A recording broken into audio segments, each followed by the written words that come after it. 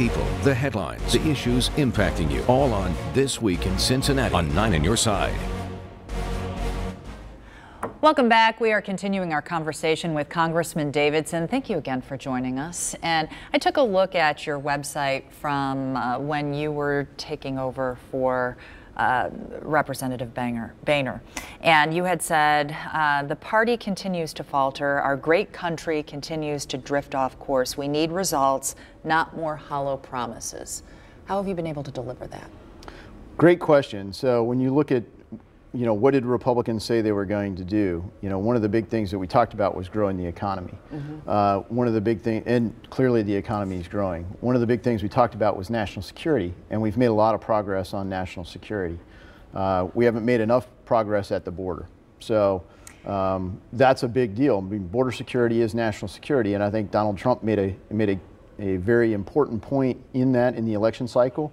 And whether it was Republican primary voters or in the general election, that's what people voted for. But we are a melting pot too. And so how do you balance that? Well, we are a melting pot, and we used to work on trying to have a common culture, a shared American dream. We, as a national motto, had e pluribus unum, out of many one. But on the very far left, they want to be out of many, many. They don't ever want the one part to happen. There's no assimilation, no becoming part of one culture. There's all the work to divide America.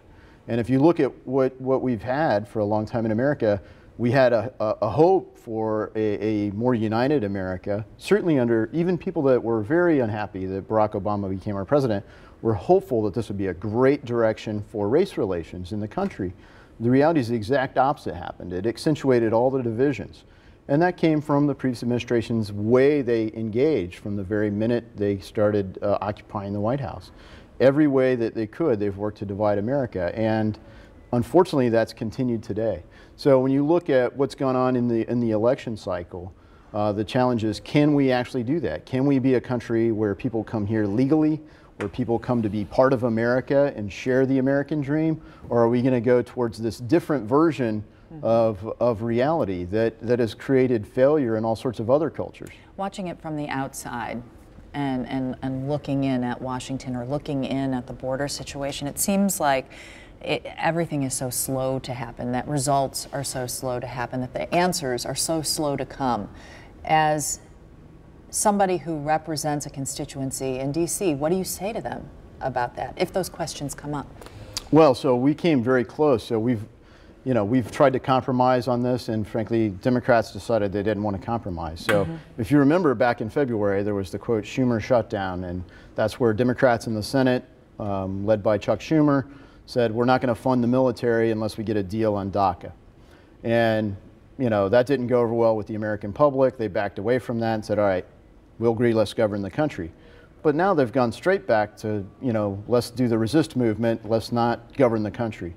So let's not fund things. We have made progress on a number of fronts.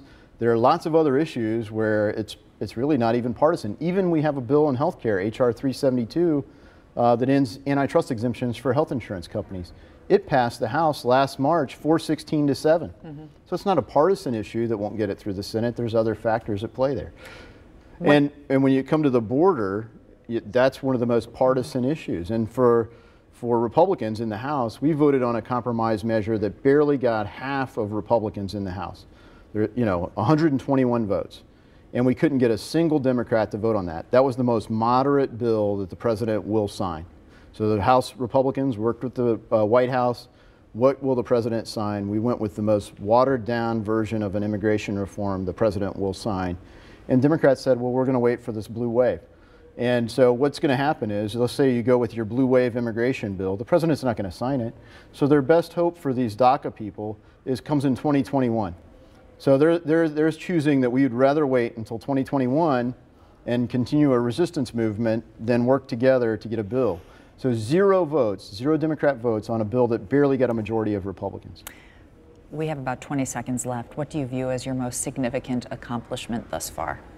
I think the biggest one is just representing the district. I mean, when I first ran, even Democrats thought it was cool that the Speaker of the House was their representative, but people were hungry for their member of Congress to be present in the district. And so as I've gone all through the district, met with individuals, nonprofits, groups, companies and stakeholders at all levels and just listen to their ideas, trying to find a way to make their government work. And probably the biggest win on that was Wittenberg University had a upward bound program that helps first-generation college students be able to go to college. And they were denied because they had a formatting error by the previous administration. They were denied.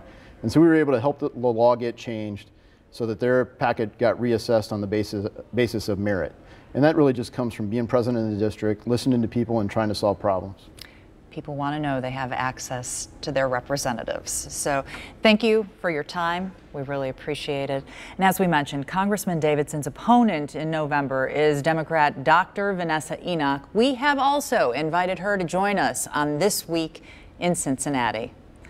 This Week in Cincinnati, we'll be right back. The people, the headlines, the issues impacting you, all on This Week in Cincinnati on 9 on Your Side.